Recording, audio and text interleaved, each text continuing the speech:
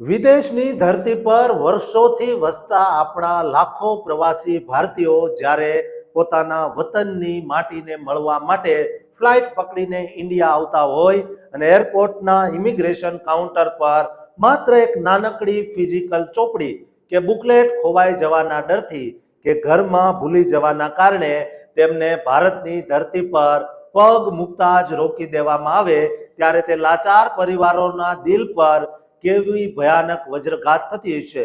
ભારત સરકાર દ્વારા એનઆરઆઈ પ્રવાસીઓ માટે વિદેશી પ્રવાસ સાવ ડિજિટલ અને પેપરલેસ બનાવવાના આ ઐતિહાસિક ઓપરેશન અને તેના સસ્પેન્સ પાછળનું સત્ય જાણીને તમારું દિલ ચોક્કસ ખુશીથી ઝૂમી ઉઠશે, જે ગ્લોબલ ઇન્ડિયન ડાયસ્પોરાની સુરક્ષા અને સુવિધા માટે બહુ જ મોટો અને ક્રાંતિકારી નિર્ણય છે।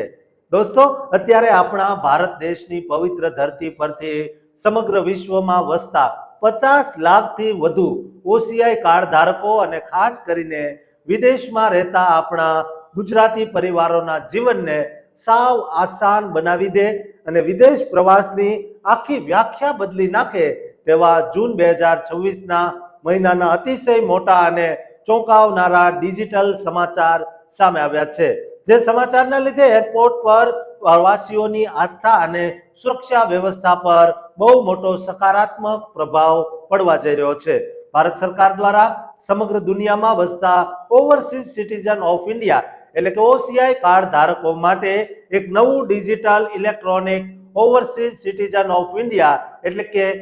ઓસીઆઈ કાર્ડ સત્તાવાર રીતે લોન્ચ કરી દેવામાં આવ્યું છે, જે અંતર્ગત હવે તમામ ઓસીઆઈ કાર્ડ ધારકોએ પ્રવાસ કરતી વખતે પોતાની સાથે જૂની પરંપરાગત ભૌતિક પુસ્તિકા એટલે કે ફિઝિકલ બુકલેટ રાખવાની કોઈ જ જરૂર નથી અને તેઓ પોતાના મોબાઈલ ફોનની અંદર જ આ પવિત્ર દસ્તાવેજનું અસલી ડિજિટલ વર્ઝન કાયદેસર રીતે સાથે રાખી શકશે। આ ભવ્ય ડિજિટલ ક્રાંતિની શરૂઆત ગત 30 જૂનના રોજ દેશના ગૃહમંત્રી અમિત શાહ દ્વારા સરકારની નાગરિક સેવાઓને ડિજિટલાઇઝ કરવાના એક બહુ જ મોટા અને વ્યાપક અભિયાનના ભાગરૂપે સત્તાવાર કરવામાં આવી છે। આ નવી કાનૂની વ્યવસ્થા હેઠળ હવે નવા અરજદારો પોતાની આખી ઓસીઆઈ પ્રક્રિયા ઓનલાઈન ઘરે બેઠા જ પૂરી કરી શકશે અને તેની સાથે જ પહેલાથી ઓસીઆઈ કાર્ડ ધરાવતા તમામ જૂના લોકો પણ ઓફિશિયલ ઓસીઆઈ સર્વિસીસ પોર્ટલ પર જઈને આ નવું digital OCI card live generate કરીને ડાઉનલોડ કરી શકશે। ભારતના કેન્દ્રીય ગૃહ મંત્રાલય એટલે કે મિનિસ્ટ્રી ઓફ હોમ અફેર્સના સત્તાવાર રિપોર્ટ અનુસાર આ ડિજિટલ ક્રેડેન્શિયલને પોતાના સ્માર્ટફોનમાં સુરક્ષિત સેવ કરીને ભારતના તમામ એરપોર્ટ પર આવેલા ઇમિગ્રેશન ચેકપોઇન્ટ તેમજ પ્રવાસ દરમિયાન એરલાઇન્સના અધિકારીઓ સમક્ષ સત્તાવાર પુરાવા તરીકે રજૂ કરી શકાશે,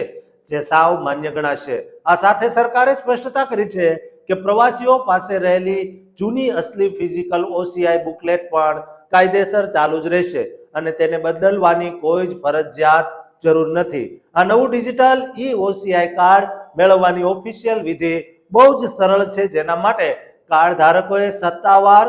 ઓસીઆઈ સર્વિસીસ પોર્ટલ પર પોતાના રજિસ્ટર્ડ આઈડીથી લોગિન કરવાનું રહેશે। ત્યારબાદ ડેશબોર્ડ પર દેખાતા વિશિષ્ટ ઓસીઆઈ સેક્શનમાં જઈને માત્ર એક જ ક્લિક દ્વારા પોતાનું ડિજિટલ કાર્ડ જનરેટ કરીને સ્માર્ટફોનમાં ભવિષ્યના પ્રવાસ માટે કાયદેસર ડાઉનલોડ કરી લેવાનું રહેશે। સરકારનો અસલી ઉદ્દેશ્ય પ્રવાસીઓને પેપરલેસ અનુભવ આપવાનો, ઓરિજિનલ કાગળો ખોવાઈ જવાના કે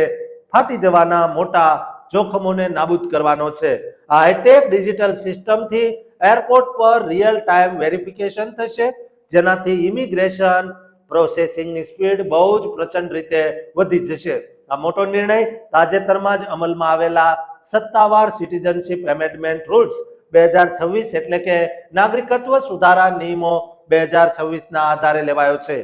જે નવો કાયદો આવ્યા પછી હવે 20 વર્ષની ઉંમર વટાવ્યા બાદ નવો પાસપોર્ટ મળવા પર ફિઝિકલ ઓસીઆઈ બુકલેટને ફરીથી રીઇશ્યુ કરાવવાનો જૂનો નિયમ કાયદેસર નાબૂદ કરી દેવાયો છે અને તેના બદલે હવે પ્રવાસીઓએ માત્ર ઓનલાઈન પોર્ટલ પર જઈને પોતાના નવા પાસપોર્ટની વિગતો અપડેટ જ કરવાની રહેશે, જે ચાલુ 2026ના વર્ષમાં વૈશ્વિક ભારતીય સમાજ માટે બહુ મોટો અને ઐતિહાસિક વળાંક સાબિત થયો છે। દોસ્તો, તમારા સગા સંબંધીઓ જે વિદેશ રહે છે તેમને આ વિડીયો ખાસ શેર કરજો, કારણ કે તેમના માટે આ વિડીયો ખૂબ મહત્વનો છે. દોસ્તો, આ ચેનલને સબસ્ક્રાઇબ કરવાનું પણ ચૂકતા નહીં.